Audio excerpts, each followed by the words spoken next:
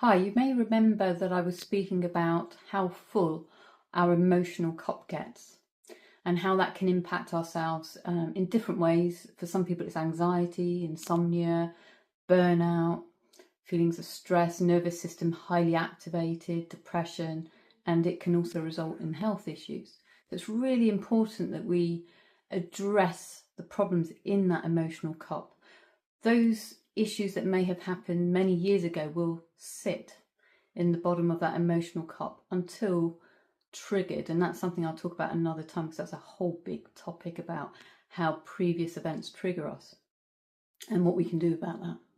But in terms of our emotional cup and how we deal with it in the moment, there are, if I make it simple, two types of people. There are people who need to really home in on the problem and really need the results and to know a way through, have a problem resolved, if you like, even if the solution isn't perfect, just to know that they've got that solution. And until they have that solution, often anxiety will prevail.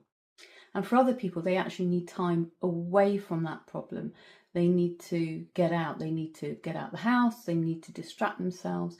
The problem's still there and they will have to come back and face it at times, but they need that away time from it. But those other people who need to focus in on it find it hard to often deal with anything outside of it. So they might need to just close down some of their social behaviour. They might need to limit some of that, but maybe keep open those really important connections, maybe key friendships that are supportive and helpful, but you may need to close down anything that is not supportive and helpful. You may need to close down any toxic relationships, anybody who's not a supporter of you and what's going on in your life. You may need to make those adjustments and see what other stresses you can dim down or take out of your life. There might be things that you've committed to that you can either pause, or you could step away from, even if it's just for a period of time. And don't be afraid to do that. Very often we're people pleasers and we want everybody to like us, and that can't always mean that we have to be there for everyone all the time.